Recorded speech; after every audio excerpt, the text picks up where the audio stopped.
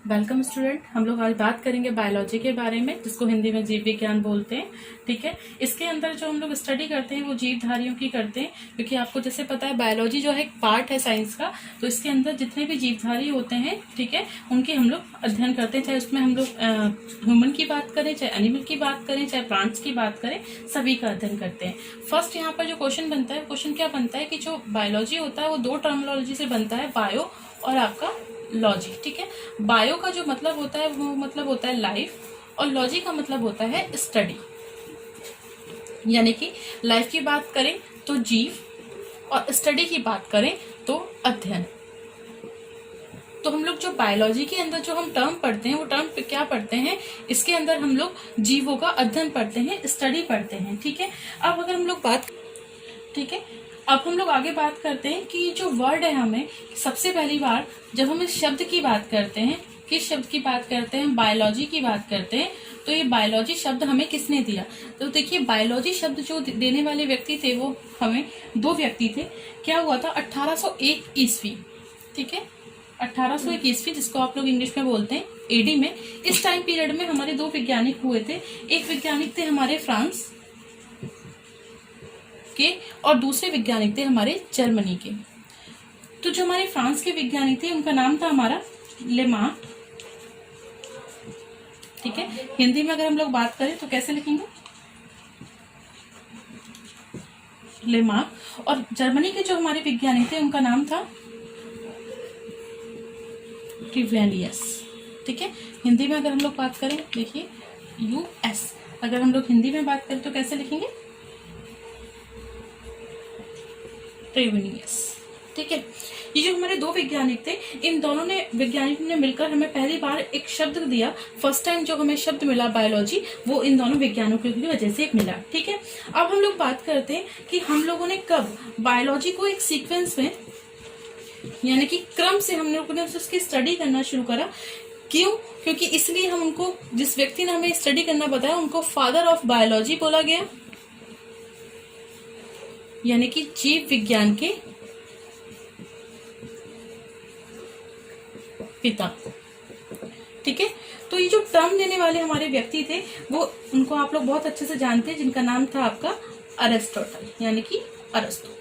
तो जो हमारे अरस्तु थे, उन्होंने क्या करा कि हम लोगों को पहली बार ना क्रमबद्ध रूप से इसकी स्टडी के बारे में बताया। उन्होंने सबसे पहले पौधों के बारे में, जंतुओं के बारे में, बहुत सारे जीवन के बारे में, विषयों के बारे में उन्होंने हमें स्टडी करना बताया। इसलिए हम लोगों ने उनको फादर ऑफ बायोलॉजी कहा। ठीक है, एक और शाखा होती है जिसको हम लोग बोलते हैं जंतु विज्ञान। ठीक है, तो इसका भी जो फादर है, यानी कि इसके भी जो जनक हैं, वो भी आपके अरस्तु ही हैं, अरिस्टोटल ही हैं। ठीक है, इसके बात करें अगर हम अरस्तु के बारे में, तो अरस्तु ने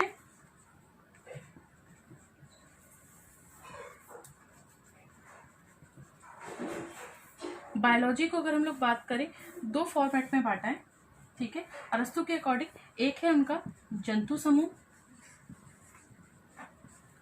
यानी कि एनिमल ग्रुप, और दूसरा है उनका वनस्पति समूह, यानी कि प्लांट किंगडम। ठीक है, इसके बाद हम नेक्स्ट बात करते हैं, एक व्यक्ति थे लिनियस नाम के, जिन्होंने एक बुक लिखी जिस बुक का नाम था, ये बुक आ जाती है आपके पेपर्स पे। ठीक है, सिस्टमा नेचुरल। ठीक है, तो ये जो बुक है, इस बुक के अंदर उन्होंने जो जीवधारी थे उनको दो फॉर्मेट में बांटा। इस बुक के अकॉर्डिंग दो फॉर्मेट में बांटा। ठीक है, एक तो उन्होंने दिया एनिमल किंगडम, ये भी पूछा जाता है किसने एनिमल किंगडम में बांटा, और दूसरा दिया उन्होंने प्लांट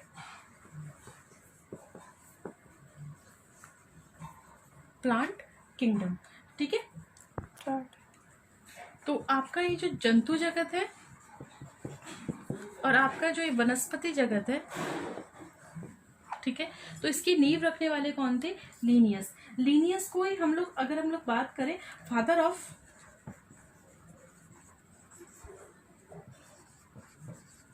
मॉडर्न टैक्सोनॉमी भी कहते हैं, यानी कि आधुनिक वर्गीकरण के पिता, आधुनिक वर्गीकरण के पिता भी कहा जाता है। क्यों कहा जाता है इनको? क्योंकि इन्होंने ही फर्स्ट टाइम जो है जो जंतु होते हैं उनको पार्ट्स में डिवाइड करें, या फिर कहते हैं उनका वर्गीकरण करा, उनको डिवाइड फॉर्मेट में डिवाइड करा। क्लासिफिकेशन की वजह से इनको फादर ऑफ मॉडर्न टेक्सोनॉमी कहा जाता है। ये क्लासिफिकेशन देने वाले यही थे। ठीक है,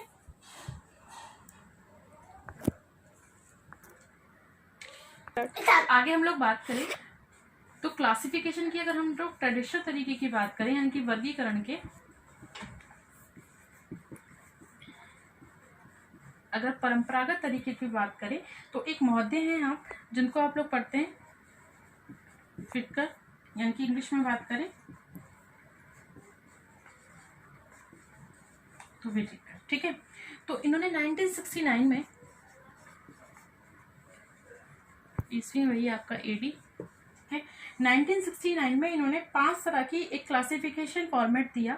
इन्होंने जीवों को 5 फॉर्मेट में बांटा, और वो जो इनका जो किंगडम था, यानी कि जो इन्होंने 5 फॉर्मेट में जीवों को बांटा, एक किंगडम फॉर्मेट को, ठीक है, जो इन्होंने 5 पोर्शन में बांटा, वो 5 पोर्शन क्या थे?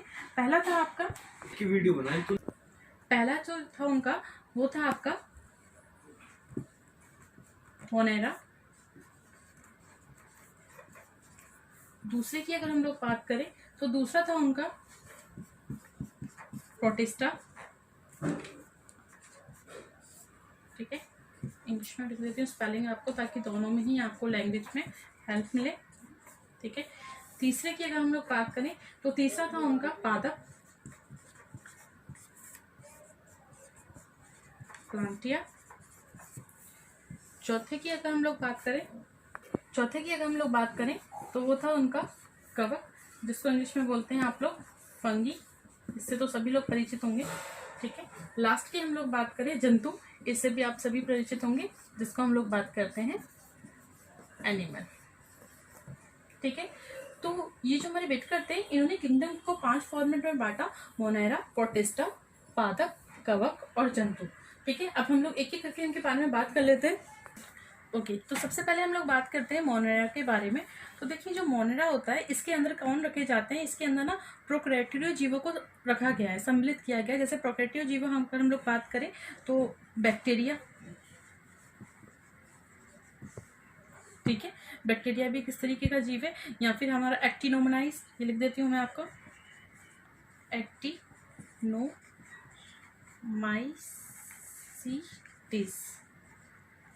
ठीक है, टिस।